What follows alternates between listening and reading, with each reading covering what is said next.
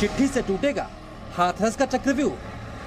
खेत की साथ में ही पड़ी थी। अच्छा। गूल सी होती है वो, उसमें पड़ी थी उसकी बेटी, और वो चारा काट रही है कि इसकी इतनी हिम्मत थी, जब कोई मारता था तो वो हल्ला नहीं मचाती थी। अब मुझे तो मालूम नहीं है कि मेरे बेटा का नाम क्यों लिया, क्या कैसे लिया। मेरे बेटा ने तो पानी पिलाया था, अब मुझे तो मालूम नहीं है कि क्यों ले दिया।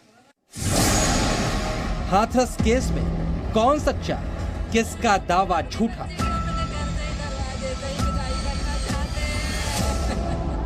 ना तो जा चीज में अभी हम तो ना बोल सकते ही ना, वो आरोप प्रत्यारोप करते रहेंगे।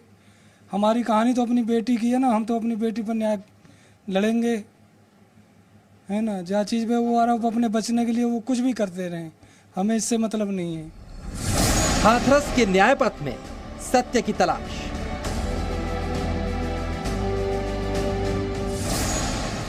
जी न्यूज पर सच के सबूत। तो हाथरस केस में जी न्यूज गंभीरता के साथ आपको निष्पक्ष खबरें दिखा रहा है। हाथरस का सच वही है जो आपको जी न्यूज पर दिखाया जा रहा है। हाथरस का एक और सच आज हम आपके सामने लेकर आए हैं। जी न्यूज के पास आरोपी संदीप की एक चिट्ठी है। इस चिट्ठी को उसने एसपी सिटी को 7 अक्टूबर को लिखा है, जिसमें उसने खुद को और अपने साथियों को निर्दोष बताया। जी न्यूज ने आपको जो जो सबूत अब तक दिखाए हैं, उसमें से यही साबित होता है कि पीड़ित लड़की और आरोपी युवक संदीप पहले से एक दूसरे को जानते थे। जी न्यूज को एक और चिट्ठी मिली है। ये चिट्ठी है पीड़ित के भाई की, जो उसने 14 सितंबर को पुलिस को लिखी थी, और उस चिट्ठी में भी कहीं गैंगरेप का जिक्र तक नहीं है। अब यही दोनों चिट्ठियां हाथरस केस की जांच की दिशा बदलने वाली है।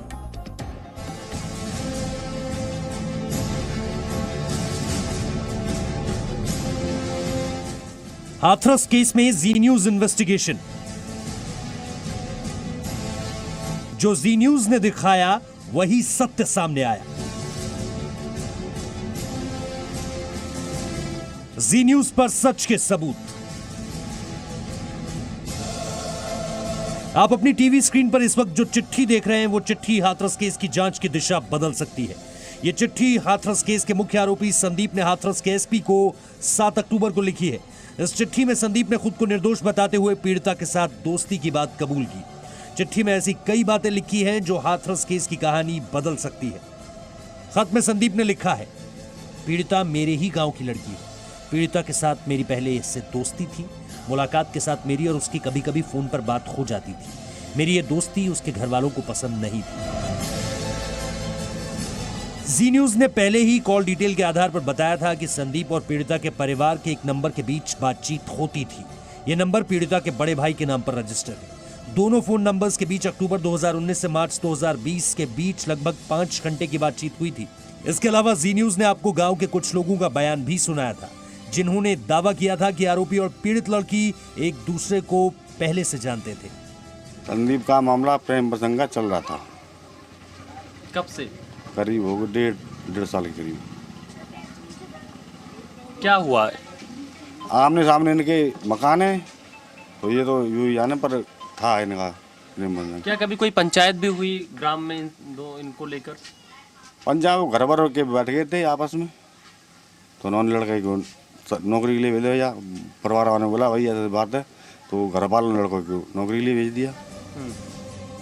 चिट्ठी में संदीप ने घटना वाले दिन का भी जिक्र किया है कि आखिर उस दिन पीड़िता के साथ क्या हुआ था। संदीप के मुताबिक घटना के दिन उससे मेरी मुलाकात खेत में हुई थी।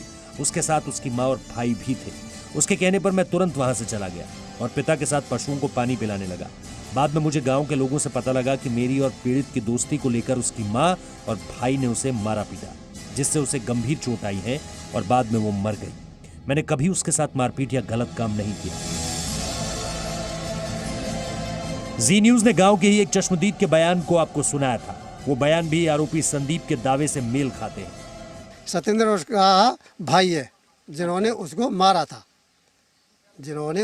था। माँ और भाई ने ही मारा था उसको। और वहाँ कोई संदीप, पहले ही बोल चुका हूँ कि वो अपने बाप के साथ गाय को पानी पिला रहा था। हाथरस केस में गिरफ्तार लवकुश, रवि और रामू को भी संदीप ने झूठे केस में फंसाने का आरोप लगाया है। संदीप ने अपनी चिट्ठी में लिखा है, पीड़ित की मां और भाई ने मुझे और 3 अन्य लोगों को झूठे केस में फंसाकर जेल भिजवा दिया। हम सभी लोग निर्दोष हैं। आरोपी संदीप की चिट्ठी पर पीड़िता के पिता ने कहा है कि आरोपी खुद को बचाने के लिए झूठे दावे कर रहे हैं। ना तो जा चीज़ में अभी हम तो ना बोल सकते ही ना, वो आरोप प्रत्यारोप करते रहेंगे।